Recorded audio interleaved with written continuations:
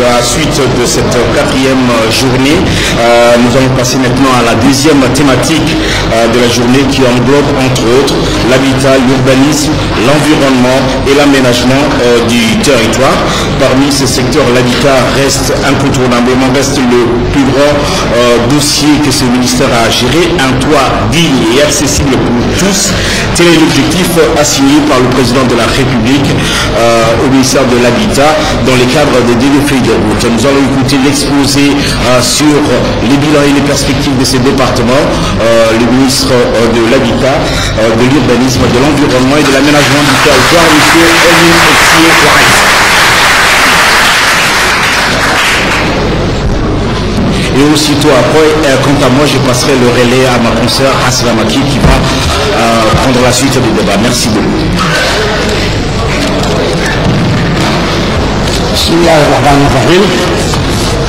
Monsieur le Président de la République, Monsieur le Premier ministre, Monsieur et Madame le ministre, honorables participants, dans le cadre du présent séminaire sur l'action gouvernementale qui traduit la maturité de la démocratie djiboutienne et la transparence de la gestion de la chose publique, cher Président de la République, il m'est agréable de présenter sommairement le bilan et les perspectives d'action de mon département.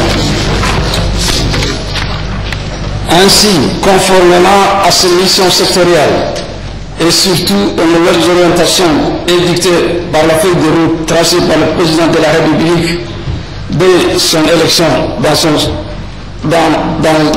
second mandat, mon département n'a pas ménagé ses efforts à travers ses services de planification et ses deux outils opérationnels que sont la société immobilière de Djibouti et le fonds de l'habitat. Et le fonds de l'habitat pour mettre en place un nouveau cadre réglementaire pour optimiser la cohérence juridique de son action, renforcer et rajeunir ses ressources humaines, assurer un meilleur cadre de protection et de gestion des ressources naturelles, soutenir la production de logements décents ainsi que l'offre de parcelles pour faciliter l'accès à la propriété et à la sécurité foncière. La présente intervention se fait à la fois succincte, complète et accessible à tout un chacun. Elle présente de manière condensée l'ensemble des activités entreprises durant l'année 2002-2009, ainsi que les perspectives pour les années à venir. Monsieur le Président, honorables participants, dans le domaine de l'habitat et du développement urbain, notre action concourt à la mise en œuvre opérationnelle d'actions stratégiques prioritaires dont les objectifs principaux visent lutter contre la pauvreté par l'élimination progressive de l'habitat insalubre et la promotion de l'habitat social, ainsi que la mise à disposition des services de base. Accroître l'offre foncière en facilitant l'accès à la propriété de toutes les couches de la population et en vue de garantir la sécurité d'occupation du sol. Promouvoir l'utilisation des matériaux produits localement pour réduire les coûts de construction. Maîtriser le développement urbain afin d'orienter l'expansion des villes, notamment la capitale. Ainsi, dans le cadre de la politique économique et sociale du gouvernement, de nombreuses actions ont été menées par le département, mobilisant une part importante de financements nationaux ou internationaux. Les actions entreprises ont porté essentiellement sur la mise en œuvre des réformes institutionnelles et réglementaires indispensables à la maîtrise du développement urbain, l'aménagement des quartiers sous-équipés, la production de terrains aménagés et la construction de logements, en particulier sociaux et de moyens standing. Concernant les réalisations et les réformes institutionnelles et réglementaires, ont porté sur l'élaboration des textes législatifs et réglementaires organisant la mise en valeur de lotissements autorisés et des cahiers de charges y afférentes, la mise en place d'un cadre réglementaire réorganisant les procédures d'autorisation de construire et de lotir en vue d'améliorer et d'accélérer les processus d'instruction de demande de permis de remblayer et de permis de construire. En matière de production de parcelles et de construction de logements, pour répondre à une demande de plus en plus croissante en parcelles et en vue de ralentir la progression des occupations illicites, de nombreuses actions ont été menées. À ce titre, je cite plusieurs cités dotées des infrastructures nécessaires et de divers équipements sociaux ont été réalisés. On peut ainsi citer la cité Rodam, inaugurée en octobre 2000, qui comprend plus de 840 logements, ainsi que les équipements de base, dispensaires, marchés, mosquées, etc. Le complexe commercial d'Anguilla, ouvert en 2006, ainsi que la cité Modèle 2 de 34 duplex. La cité Rodendé, dont les constructions sont en cours et qui comprend plus de 640 logements.